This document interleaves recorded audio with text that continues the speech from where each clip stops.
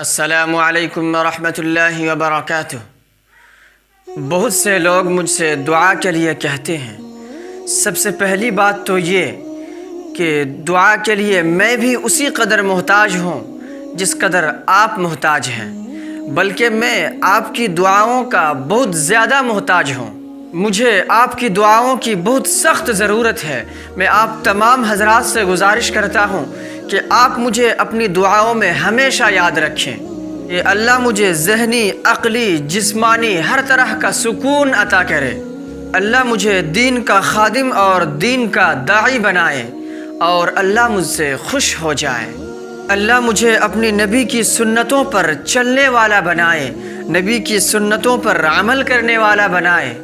اور اللہ مجھے اپنی مرضیات پر چلنے کی توفیق نصیب فرمائے۔ آپ اپنی دعاؤں میں ہمیشہ مجھے یاد رکھیں، اور میں بھی آپ کے لیے دعا کرتا ہوں۔ جی ہاں، آپ کے لیے جو اس وقت میری ویڈیو کو دیکھ رہے ہیں۔ سب سے پہلے تو میں اپنی محبت کا اظہار کر دوں کہ میں آپ سے اللہ کے لیے محبت کرتا ہوں، اور میں امید کرتا ہوں کہ جب قیامت کے دن اللہ رب العزت یہ اعلان فرمائیں گے، این المتحابون بجلالی، کہ وہ لوگ کہاں ہیں جو آپس میں میری وجہ سے محبت کیا کرتے تھے، تو میں امید کرتا ہوں کہ ہم اور آپ اسی جماعت میں شامل ہو کر اللہ کے فضل سے جنت الفردوس میں ہوں گے۔ اور میں آپ کے لیے دعا کرتا ہوں کہ اللہ رب العزت آپ کی تمام پریشانیوں کو ختم فرمائے، اللہ آپ کے لیے آسانیاں پیدا کرے، اللہ آپ کی آزمائشوں کو، بلاؤں کو، مصیبتوں کو ختم فرمائے، اللہ آپ کو عافیت، چین، سکون اور اطمینان کے ساتھ رکھے، اللہ آپ کے لیے ہر طرح کی پریشانی سے نکلنے کے لیے کوئی نہ کوئی راستہ پیدا فرمائے، اللہ آپ کو کشادہ طور پر رزق حلال نصیب فرمائے، اللہ آپ کی اولاد کو آپ کی آنکھوں کی ٹھنڈک بنائے،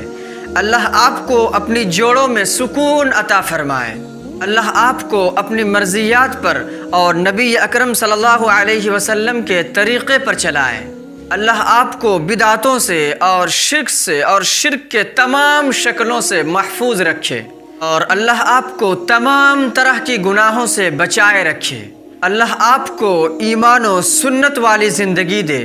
اور ہم میں سے جب کسی کا اس دنیا سے جانے کا وقت ہو، جب میں اس دنیا سے جا رہا ہوں یا آپ اس دنیا سے جا رہے ہیں، تو ہمارا خاتمہ ایمان اور سنت نبوی پر ہو، اور جب ہم قبروں میں جائیں تو اللہ رب العزت ہمارے لیے منکر نکیر کے سوالوں کے جواب کو آسان فرمائے،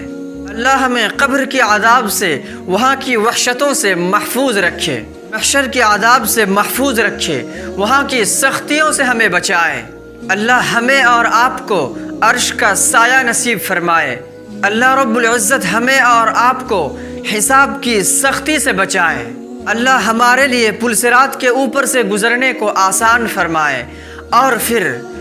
پھر جنت الفردوس میں نبی صلی اللہ علیہ وسلم کا پڑوس نصیب فرمائے۔ میں آپ کے لیے یہ سب دعائیں کرتا ہوں، آمین کہیے اور مجھے اپنی دعاؤں میں یاد رکھیے۔